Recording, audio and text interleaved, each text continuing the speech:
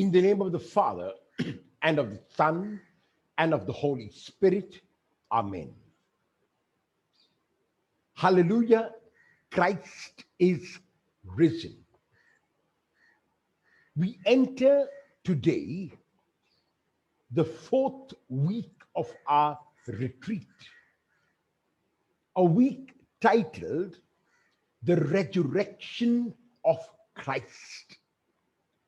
And notice, I now use the name not Jesus, but Christ, because our focus now will be the risen Christ, the Christ who has gone through all that we go through as human beings, the Christ who has lived in first century Palestine, the Christ who was faithful to the will of the Father till the very end, and the Christ who now sits at the right hand of God.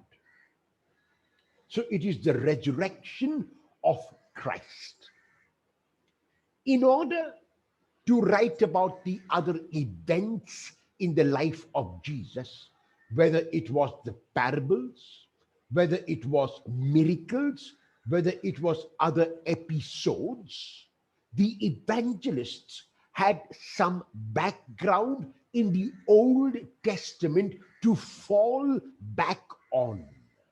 They could look at texts like those of Elijah and Elisha who worked miracles.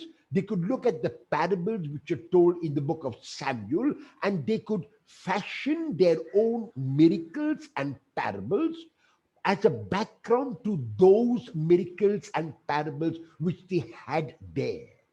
However, to write about the resurrection, they had nothing at all. They had to invent the words, they had to invent the images, they had to really put down their experience in words, which was so difficult and challenging. Supposing a friend of yours has never tasted a mango, and that friend lives in a country in which there are no mangoes, mangoes do not grow. And the friend writes to you and says, I have heard of this fruit known as the mango, and I have heard that it is an extraordinary fruit. Could you describe to me the taste of the mango? Could you explain to me what this mango fruit is all about? And you might begin. And you might tell the person that the mango is a beautiful fruit. It's an excellent fruit. It's a fleshy fruit. And the flesh of the mango is so tasty, but that's about it. Because there is a danger that if you write too much about the mango and the flesh is so tasty, he will wonder what exactly you mean, because he has tasted other fruits, the flesh of which is also tasty. He has tasted other fruits which are also yellow in color. He has tasted other fruits which also have a seed. So how will you explain to your friend the taste of this mango? Another friend of yours has never seen the color green and writes to you, I have heard about this color green, but since I am blind, I have only heard about it. I have not seen it, and I don't know whether I will recover my sight, and I don't know whether I will ever be able to see the color green. But everyone who talks about the color green says something so extraordinary. So can you, because I trust you very much, can you explain to me what the color green looks like? And you will use symbols, and you will use words, and no matter how many symbols and how many words you use, they will continue to be inadequate, because the color green has to be seen to be experienced. The mango has to be tasted to be experienced. It cannot really be explained in words. Words will be inadequate. Words will fall short, and words might sometimes mislead. The evangelists know this. They are aware of the fact that their words will be terribly inadequate, that their words will fall short, and they also know that their words will mislead. And that is why the evangelist John, at the end of chapter 20 and chapter 21, gives a caution when he tells us that what he has written are only some of the experiences that he has had. That's all. He tells us not to get caught up with these words, but he tells us and invites us and exhorts us to move toward our own experience. This is something which I too would like to say, that the words I use to describe this experience of the resurrection will fall short, that my words might possibly mislead, and that is why you have to have your own experience of the resurrection. And so the evangelists use two kinds of narratives or two kinds of stories to communicate this experience of the resurrection. And the first of these is known as the empty tomb episodes, found in the Gospel of Mark, chapter 16, verses 1 to 8. Matthew chapter 28, verses 1 to 10. Luke chapter 24, verses 1 to 12. And John chapter 20, verses 1 to 10. What are the empty tomb episodes about? In each of these Gospels, one woman in the Gospel of John, Mary Magdalene, three women in the Gospel of Mark, two women in the Gospel of Matthew, more than three women in the Gospel of Luke go to the tomb early on Sunday, and they find that the tomb is empty. There is no body, there is no corpse of Jesus in the tomb. The empty tomb episodes communicate sameness. It was the same Jesus who was buried in the tomb who is not there now. The empty tomb episodes communicate identity. There is no difference between the Jesus who lay in the tomb and between the Jesus who's not there. Identity, sameness. Besides the empty tomb episodes, the evangelists have a second kind of episode, which are termed as the post-resurrection appearances of Jesus. These are found in the Gospel of Matthew, chapter 28, verses 16 to 20, Luke chapter 24, verses 13 to 53, John chapter 20, verse 11, till John chapter 21, verse 24, two chapters of resurrection appearances in the Gospel of John, who is the only evangelist who has two chapters devoted to the resurrection, and in the longer ending of Mark, chapter 16, verses 9 to 20.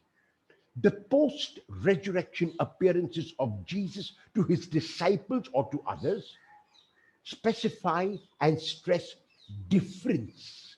It is not the same Jesus now. Now it is the risen Christ. It is the Christ who is risen who appears to the disciples, and so there is difference. This Jesus who appears can walk through closed doors. This Jesus who appears can appear and disappear at will. This Jesus who appears can also ask for a piece of broiled fish and eat it before the disciples' eyes, and can cook breakfast for the disciples. if the empty tomb episodes stress sameness or identity, the post-resurrection appearances stress difference, newness. To aid our reflection, I want to take 3 episodes today. The first is the empty tomb episodes in the Gospel of John, chapter 20, verses 1 to 10. The second is the appearance of Jesus not mentioned by any scripture but to our Blessed Mother and to his mother. And the third, the appearance of Jesus to Mary Magdalene, John chapter 20, verses 1 to 10, verses 11 to 18. So first, we will go to the empty tomb episode in the Gospel of John, chapter 20, verses 1 to 10. John begins by giving us a hint already in the first verse. This is how John begins chapter 20, verse 1.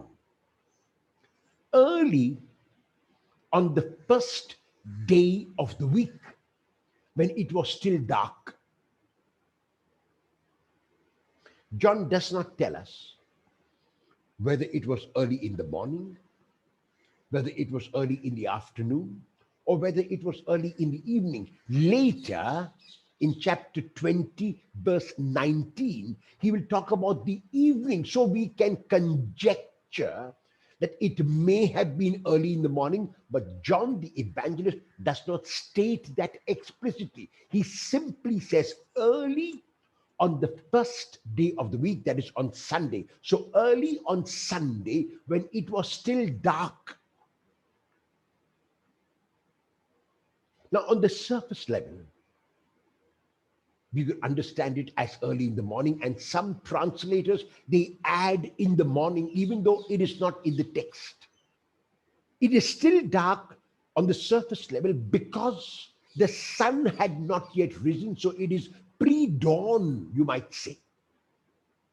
But the reason why John does not mention the time of the day and simply says early on the first day of the week when it was still dark, because he wants to give us a hint already when we read this verse that Jesus will not be present.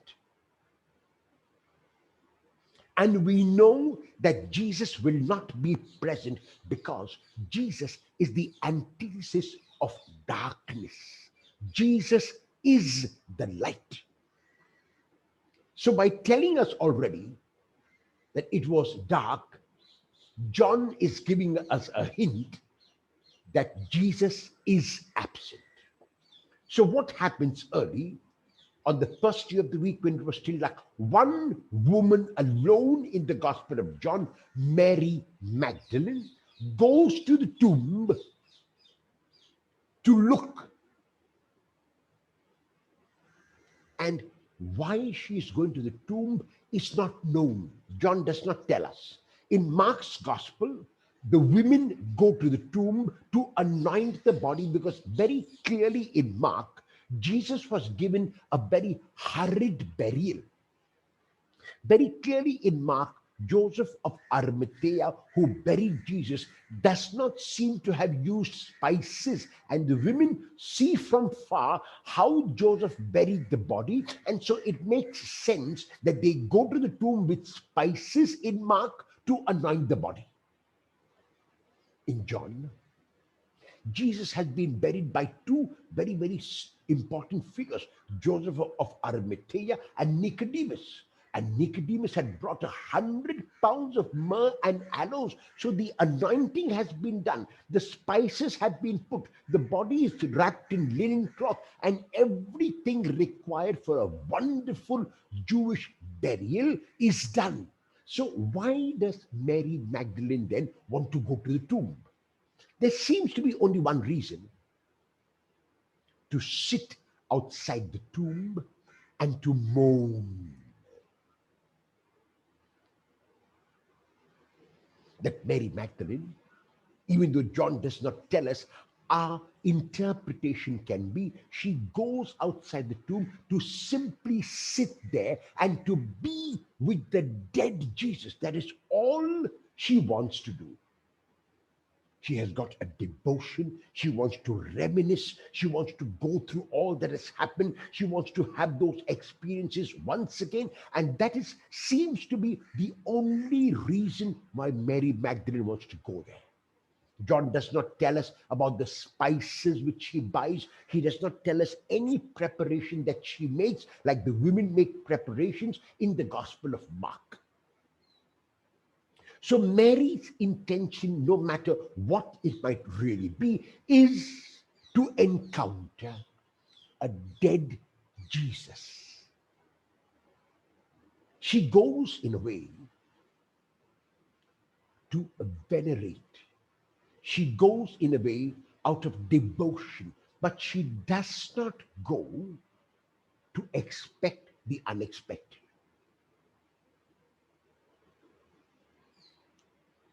And even as she nears the tomb, she sees that the stone has been rolled back. And that is the first surprise that she gets. Now, she has not looked into the tomb. She has only seen the stone rolled back. And just by seeing the stone rolled back, she makes a decision. She knows what it is.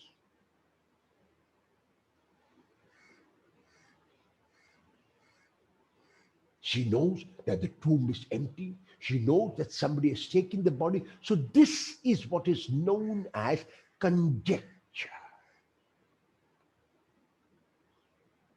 And we need not be surprised at Mary Magdalene, because we do the same thing so often ourselves.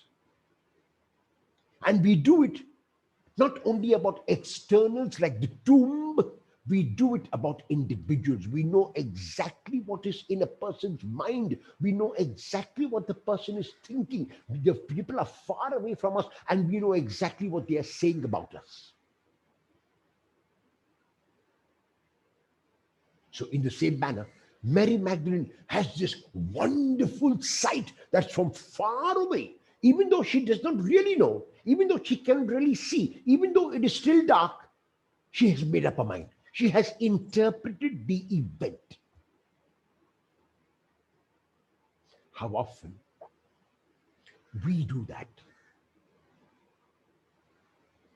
And whenever you are tempted to do that, whenever you are tempted to interpret the mind of an individual, the thoughts of an individual, ask yourself this question: how will someone know what's in my pocket? How will someone know what's in my pocket? The only way they can know what's in your pocket is, if they don't ask you, is that they can guess. And that is what it will remain. It will remain a guess. And sometimes it might even be a calculated guess. There might even be some truth to that guess, but it will still remain a guess. It will not be a fact. Another way is that they can ask you, what's in your pocket? And you can tell them. The first way is the way we take so very often. We guess, and unfortunately, we make our guess into facts. So in Mary Magdalene's case, she has guessed, but she goes and narrates it to Peter and the beloved disciple as if it was a fact. They have taken the Lord out of the tomb, and we do not know where they have put him. Why does Mary use the plural here? It seems that even though John does not mention, there may have been others with her.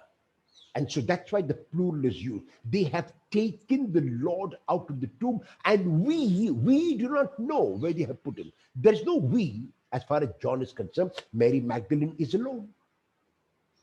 Who is then the they? The they can refer to a variety of people. It can refer to the enemies of people, of Jesus. It can refer to those who have crucified him. It can refer to the soldiers. It can refer to grave robbers. It can refer to any kind of this particular group. They have taken the Lord. So Mary, first of all, even without seeing, knows that the tomb is empty. She even knows that the body has been taken away. And she specifies that the body has been taken away by individuals or by a group.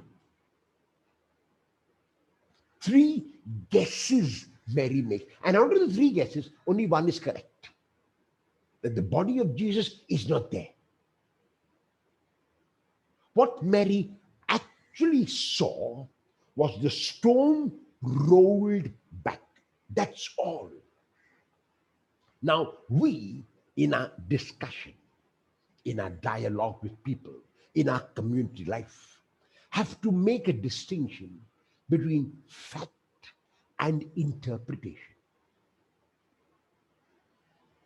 The fact is, the stone is rolled back. That is the fact. Who rolled the stone back is not known. Did the stone roll back on its own is not known. Is the body in the tomb is not known. Did somebody take the body if it is out of the tomb is not known. These are interpretations. And so we, and especially in community life, mix up or confuse fact and interpretation. The fact is that the superior has called a meeting at 5 o'clock this afternoon. That's the fact. But the superior has called a meeting at 5 o'clock this afternoon because he wants to make a case for himself. That is interpretation. So what we need to do in our dealings with each other, we need to be aware of when we are confusing interpretation with the fact. If you read the newspapers or if you watch news on television, this is one word which is used very, very, very often. It is reported or it is alleged. Alleged does not mean true. Reported does not mean true. So you notice, when it is alleged, someone is saying it. There is an allegation made. The person is not a criminal, but there is an allegation. It's an alleged crime. There is an allegation made, and it was reported that this person stole so much. It was reported. So they excuse themselves. They defend themselves by using these words. And you and I read the words and we think, oh, this person is guilty of the crime. The same thing we do when we see facts and when we interpret them. So Mary has seen only the stone rolled back. That is the fact. But her interpretation is that they, a particular group possibly, have taken the Lord out of the tomb. She doesn't even know the Lord is still in the tomb. She already knows that the Lord is not in the tomb and that they have taken the Lord and that she does not know where they have laid him. When we guess, then our interpretation can be positive or negative. I would say first that as far as is possible, we must avoid guessing. And if we have to guess at all, if we cannot avoid having to guess, then let our guessing be a positive interpretation of someone's thoughts or someone's action or someone's behavior. That is much better than giving a negative interpretation. So she runs and tells Simon, Peter, and the beloved disciple, who appears only in the Gospel of John and from John chapter 13 onward. They have taken the Lord out of the tomb, and we do not know where they have put him. And Simon and the beloved disciple act on Mary's words. They believe her. There is no reason why they would not believe her. She does not tell them, I did not see. She does not tell them, I did not go close. No, she only makes a statement and they act immediately. Sometimes we do that. We act on what we hear. In our community, a friend, a colleague, a member of the community might come and tell you, that's what they are saying about you. And you get all worked up. You get all worked up. Because this particular person has told you that they are saying this about you. The first question I would ask them is, what did you say to them when they said this about me? The first question I would ask the one telling me is, what did you say to them when they said this about me? Especially if it is something negative, and even if it is something positive. What did you say? First. Second, why are you telling me? What do you hope to gain by telling me? You notice? You stop the person in his tracks. You stop that challenge in its tracks. What is your intention? But no, we don't do one of the two. We do the third. We act on that. We go and confront the person. But this person who is narrating it to you first has heard something and has said something else. There is a beautiful game which is known as Chinese whispers, where there's a group in a line and you whisper something to the first person. By the time it reaches the end, even if there are 5 or 7 people, the whole message is so distorted. The message is completely distorted that you cannot even figure out the original message that was told. So we need to be aware. Simon Peter and the beloved disciple believe the words of Mary that the tomb is empty and someone has taken the body, and they rush, of course, they rush to go and see what has happened. But they rush and they run. It's an emergency. The manner possibly in which Mary narrated it to them would have conveyed that it was an emergency. It was a life or death situation. They had to act immediately, and they did.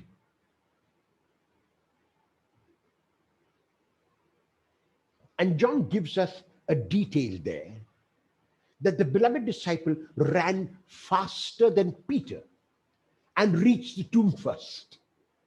But he did not go in, possibly out of deference for Peter. He did not go in. He stoops to look because the entrance to the tomb would not be 6 to 7 feet. No, it would be about 3 or 4 feet. So you had to bow down, you had to bend down to look, even bend down to enter the tomb. So he stoops to look in. He bends down to look in, and he sees the linen cloths. Very clearly, John had told us that Joseph of Arimathea and Nicodemus had wrapped the body of Jesus, had wrapped the corpse of Jesus actually in linen cloths before they laid it in the tomb. So he sees the linen cloths. He does not know what to make of it because he has not yet gone into the tomb. He does not, of course, see a body, but he does not yet know whether there is a body or no.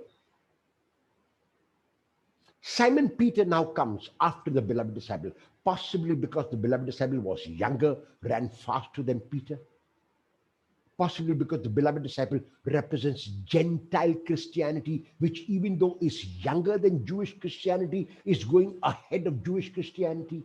A variety of interpretations have been offered, but Peter comes and enters the tomb. He needs permission from no one. He would defer to no one. He enters the tomb. And Peter sees something more. The fact that he could enter the tomb already means that there is no stone blocking the tomb. Second, he sees the linen cloths which the beloved disciples saw, and he also sees the napkin, or what is known as the sudarion, which was used to wrap the head, like a handkerchief or a napkin. That is by itself, and the linen cloths used to wrap the body are by themselves. But there is no body. So one of what Mary Magdalene said, one detail of what Mary Magdalene said was true. That is, the body is not there. But the other details, they have taken the Lord and we do not know. That is anybody's guess and remains a guess. After Peter enters, the beloved disciple enters. And the beloved disciple enters and sees what Peter saw, and we are told he saw and he believed.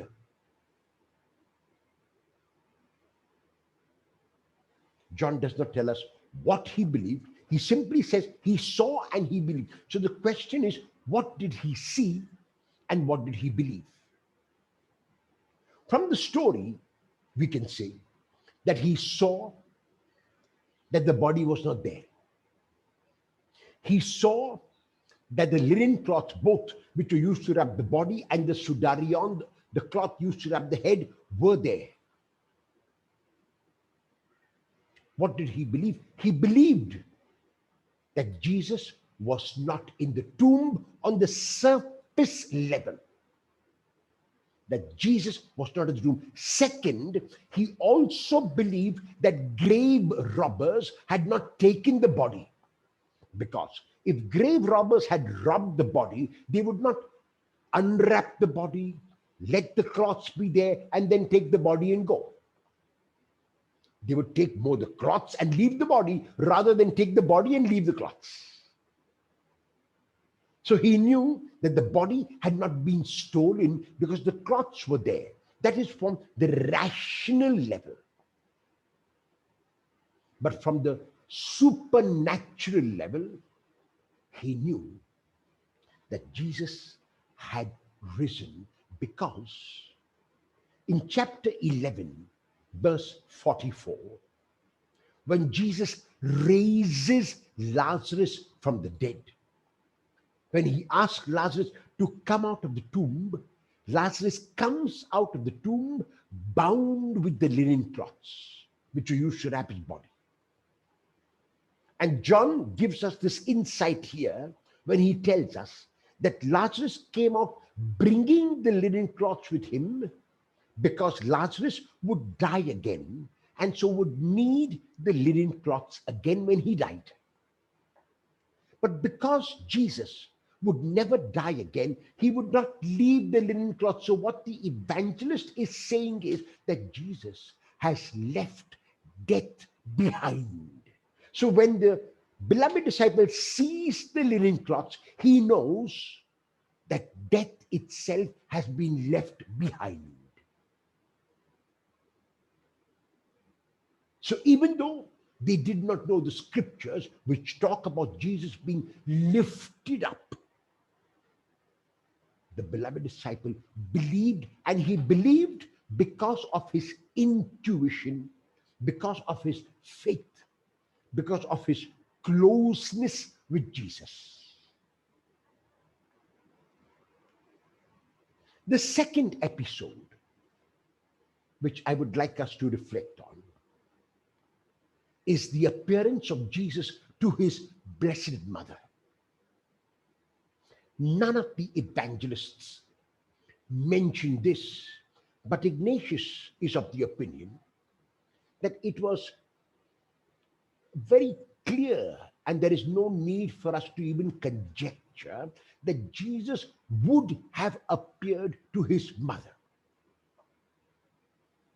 I want to give you a sort of starting point to aid your reflection in the second hour of how the Lord, the risen Christ actually now, would appear to his mother.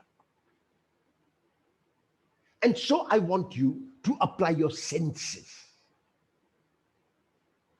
I want you to imagine the Blessed Mother alone, because she is shown so beautifully in the Gospel of Luke so very often as pondering these words in her heart.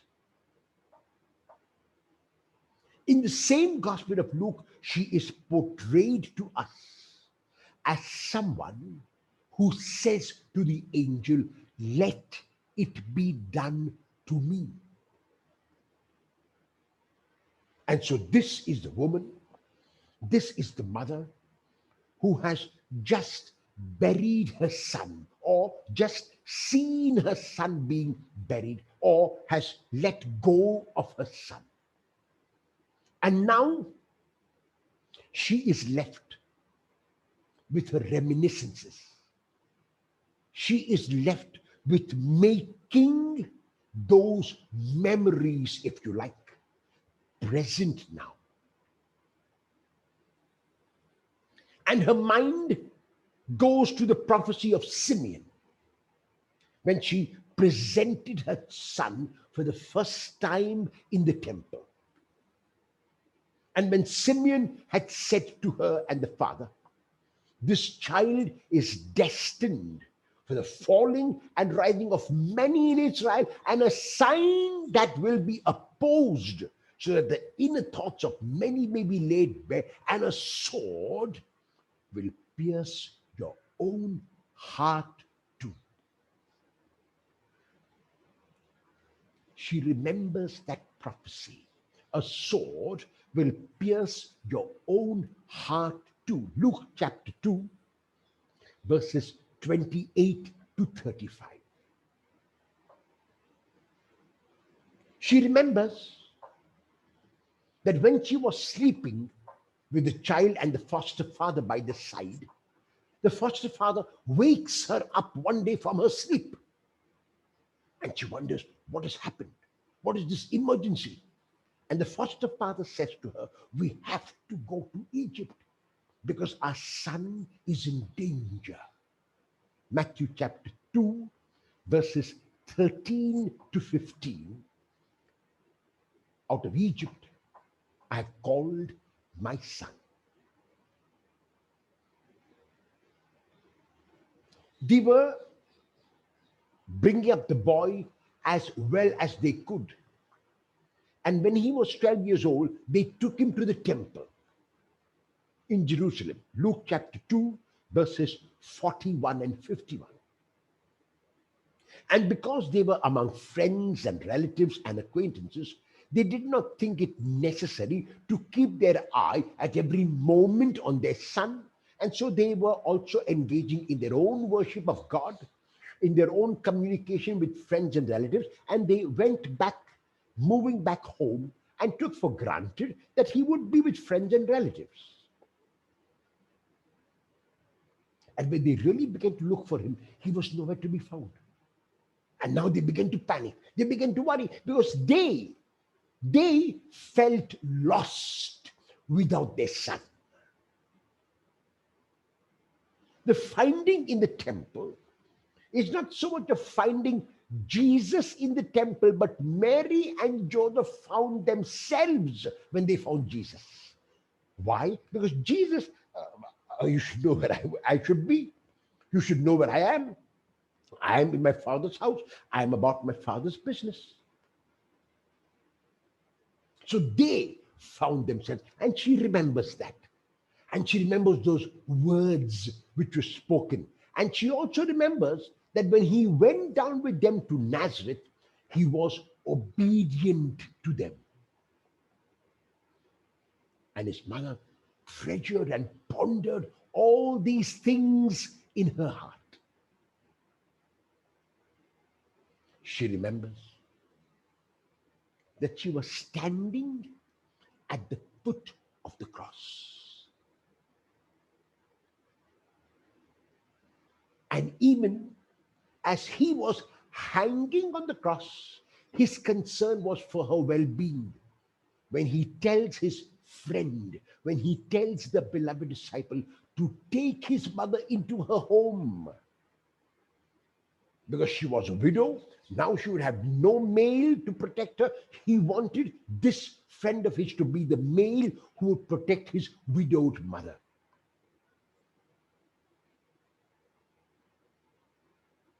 She sees him even as he hangs.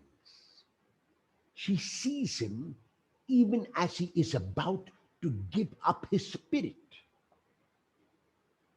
And she sees the soldiers come and pierce his side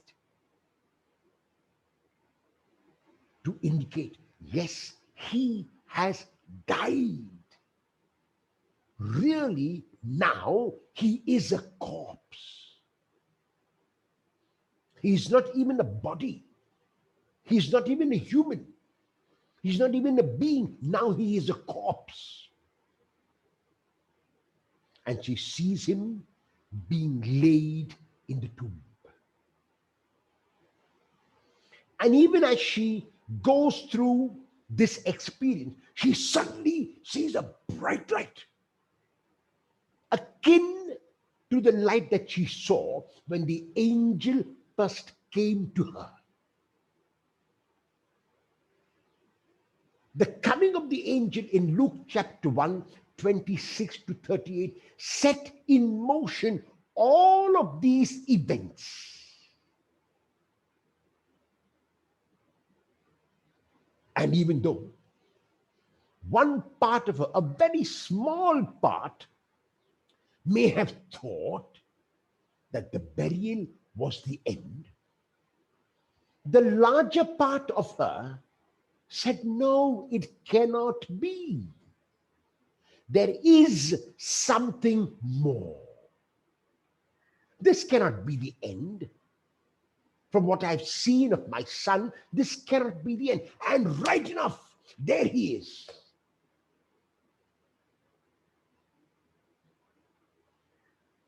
He says nothing to her, and she says nothing to him, because there is no need for words. There is no need for words. Now it is experience. Now it is look. Now it is feeling. That's all there is the need for.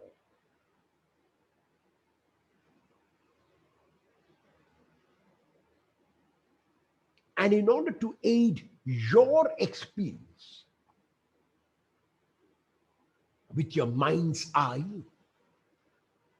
you can see this resplendent sight. How is the Lord dressed? His whole being is more than transfigured. His whole being is more than shining bright. His clothes are whiter than any fuller on earth could bleach them. This is beyond the transfiguration, because it is beyond the transfiguration. It is the resurrection.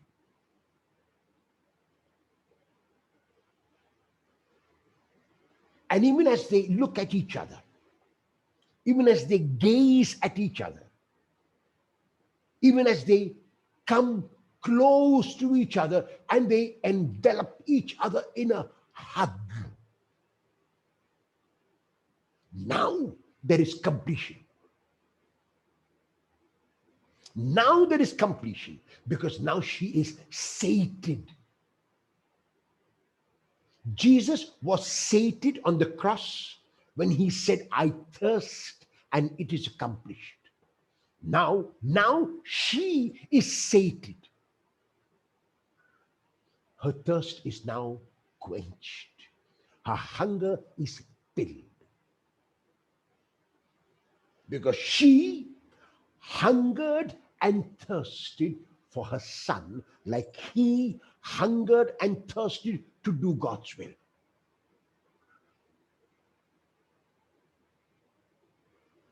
And that is why her constant refrain to anyone who encounters her, anyone who asks about her son, to anyone who wants to meet and encounter her son, would be, do whatever he tells you. Because she did whatever God told her, and she saw success, if you want to call it success. She saw completion. She saw fulfillment. She saw God's will being done and better than anything she would ever have wanted for herself.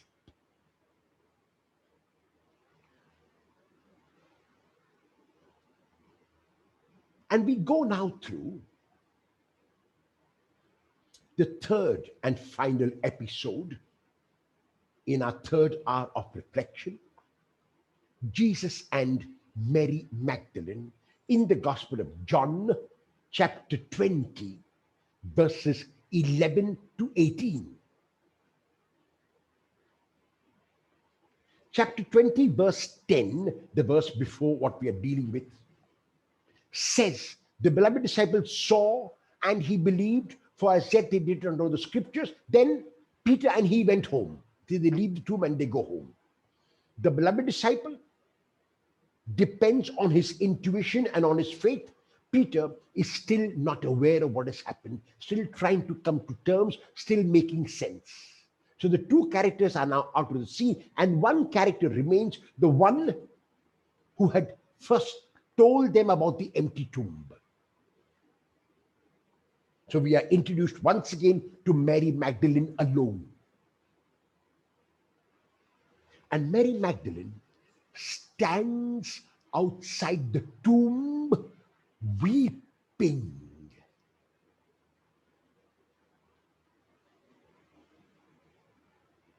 Weeping is a metaphor. And in my interpretation, a metaphor which creates a block to seeing, which creates a block to hearing, which creates a block to experiencing. When you weep, it is for yourself. When Jesus weeps, he weeps not for himself. When the women weep in Luke, he weeps not for himself. He tells them, do not weep for me, but weep for your children, weep for yourselves. But Jesus would never want people to weep for him. Jerusalem, Jerusalem, how often would I have gathered you as a hen gathers the chicks, but you would not. So the lament of Jesus, the weeping of Jesus is always for others. Sometimes people give the example of John chapter 11, verse 35. And they say there, John very specifically states, Jesus wept. And I say, yes, that is true. But you should read what follows. What follows will give you an explanation of what it means by Jesus weeping. Jesus is weeping not for himself, not even for Lazarus, because he makes the prayer a little later saying, Father, I know that you're going to give me whatever I ask of you. But I'm weeping for these people here who understand nothing about life or death. That's what he's weeping for. So he's weeping always for others. But Mary is weeping for herself. And here, the tears are a metaphor for a block. Because when you weep, you're giving into self-pity. Oh, poor me. I don't have my Jesus. My Jesus has died. My Jesus is buried. My Jesus. So it's mine. It's always I who am the center when you are weeping.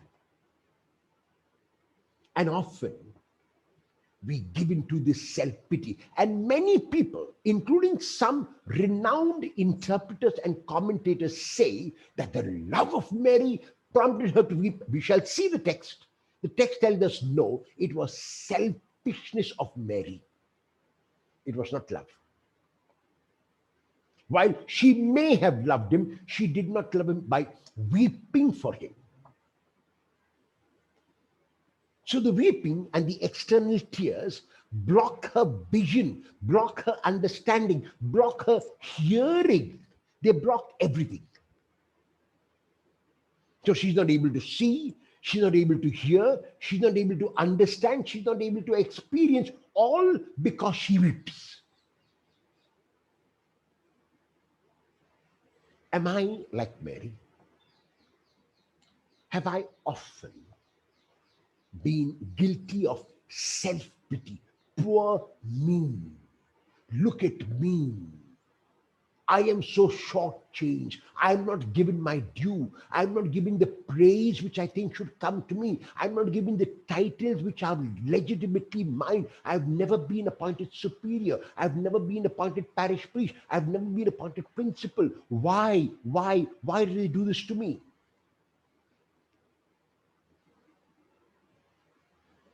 And even as she weeps, she sees two angels dressed in white, sitting where the body of Jesus had lay, one at the head, one at the feet. She sees two angels. Now, even though she sees them, the tears block her. We will see now in a minute that she cannot really hear them. The angels make no pronouncement. The angels in John are not authorized to make any pronouncement in John.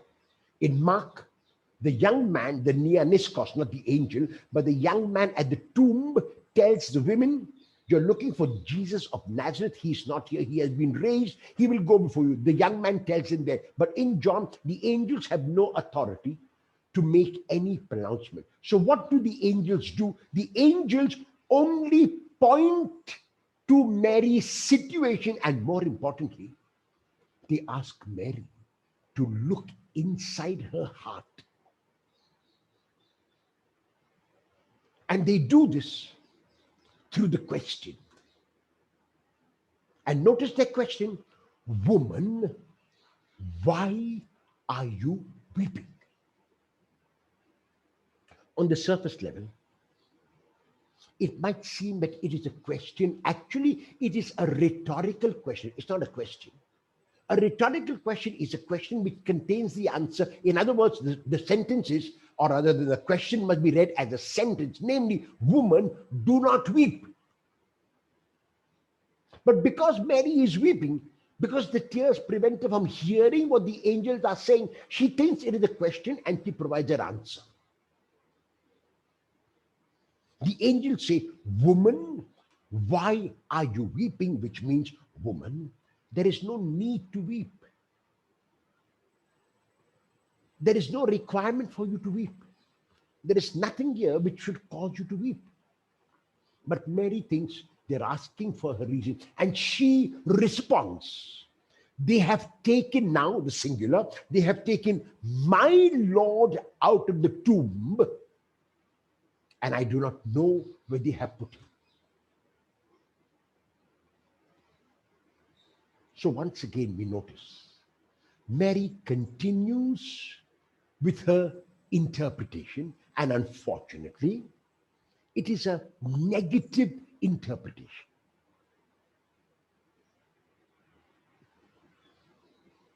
Who is the they? She does not specify. But in the statement that she makes, it seems to be a negative way of taking the body. They have taken the Lord out of the tomb. It seems to be some adversaries, not friends. Because if they were friends, they would possibly inform her where they have taken the body. So as far as Mary's interpretation is concerned, it seems that there are strangers, that there are people who she does not know, and in all likelihood, enemies of Jesus who have taken the body away and not told her. And even as she responds, Jesus stands by her side.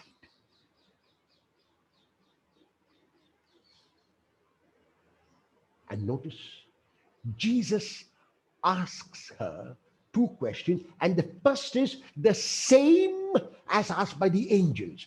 Woman, why are you weeping? The same question as the angels asked. Woman, why are you weeping? In other words, again here, it is a rhetorical question. And then the second question is asked by Jesus, Tina zeteis. We heard this question in the garden in 1804, when the arresting party comes to arrest Jesus. Whom are you looking for? They were looking for Jesus of Nazareth, and they fall to the ground because their answer is wrong. The disciples are asked at the beginning, 138, Ti zeteite, whom do you seek? They answer in the form of a question, and they find the Lord. Now we have to see how Mary answers. Tina zetes, whom are you looking for?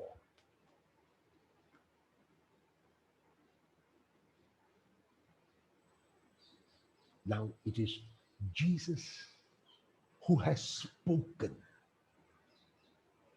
Not only like the angels has Jesus asked one question, but he has asked two questions.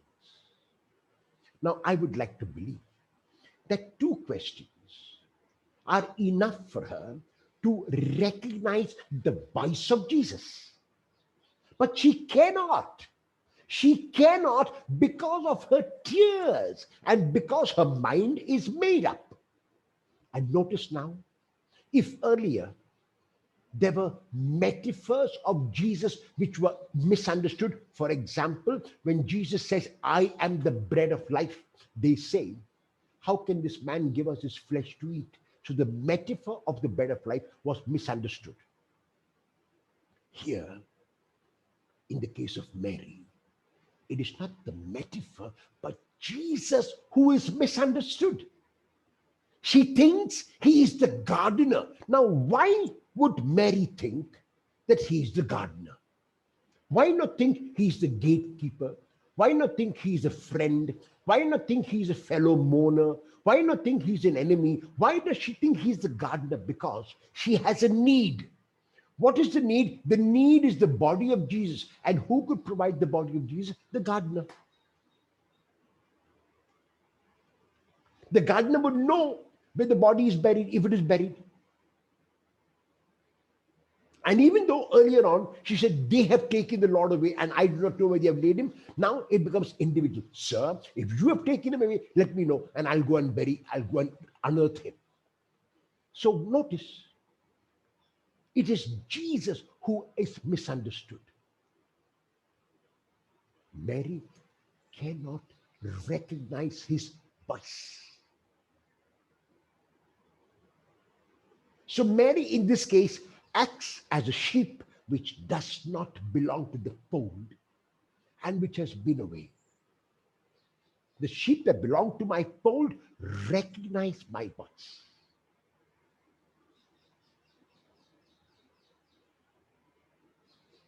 There are other sheep that do not belong to the fold. I want to call them also. So this seems to be the case of Mary. So she thinks he is the gardener. Now we relate with people in this manner when we need something so strongly and badly from them. We cannot see them. We can see only those who can fulfill our needs. And that is when we make our wants our needs. Mary wants the body of Jesus. Mary wants the corpse of Jesus. Mary wants the dead body of Jesus. So anyone who could give it to her, she sees that person in whoever comes in front of her.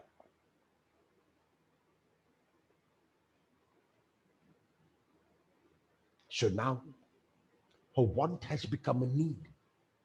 And so she can see no one else. She can hear no one else. She can only see the gardener, because at this moment, the gardener can fulfill her need.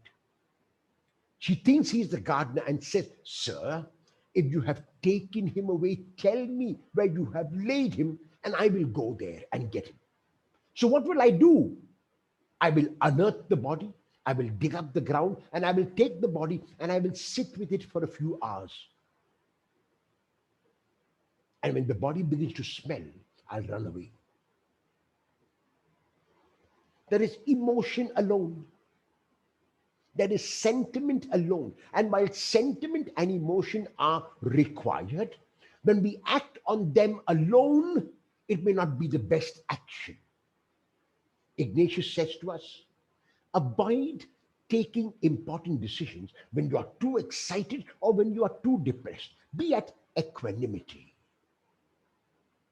Be in balance before you make important decisions. Mary is now very, very depressed. So she's making a decision based on this emotion. Tell me, and I'll go and take out the body, and I will sit with the body. But how long will I sit with the body? And again, notice, she just wants to encounter the dead Jesus. She just wants devotion. She wants nothing more than that. Her expectations are not very high.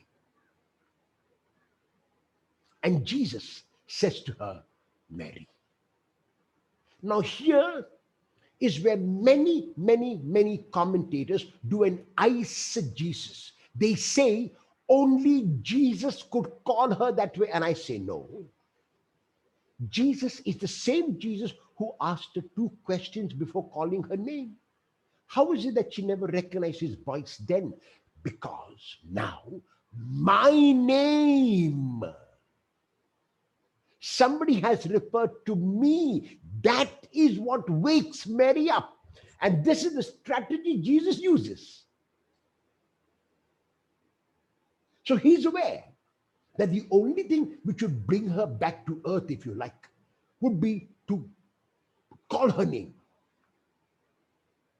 Then she gets up. Who called me? Who called me? I am in the center once again of everybody's universe. My name is called. So I'm so happy now.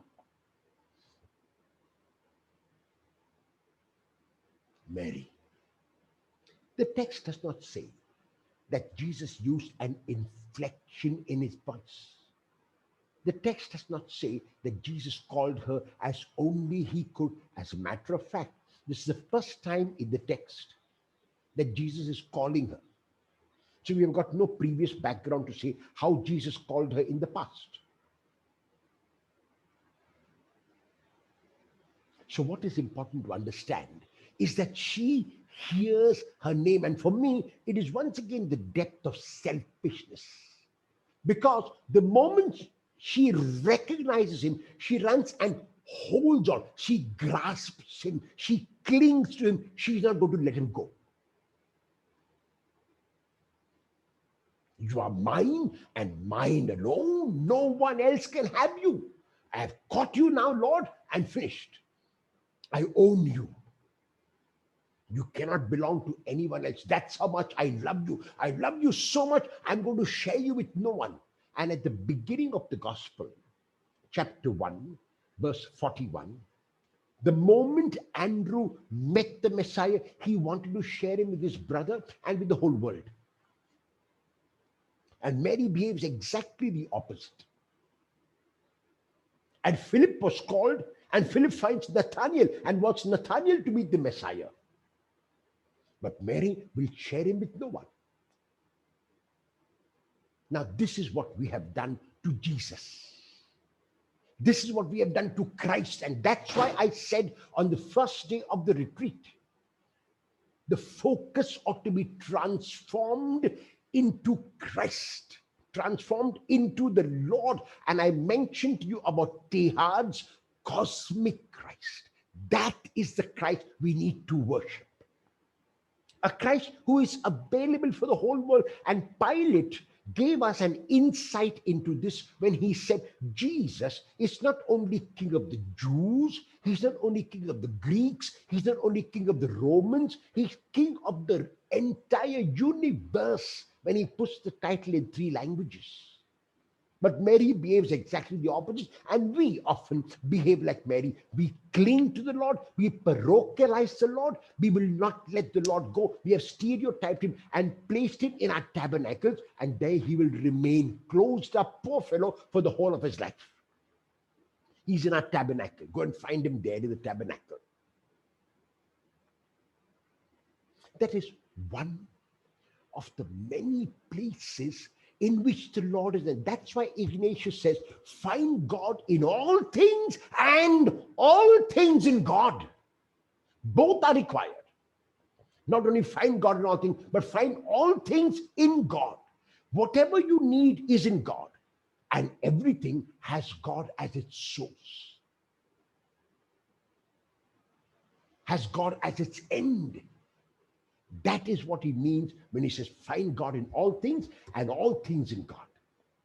But Mary will cling. Mary will hold on. Mary will not let go. You are mine and mine alone. I'm not going to let you go. But Jesus is gentle. Mary, do not hold on to me. He does not say, do not touch me, do not hapto, do not cling to me, do not hold on to me, but go.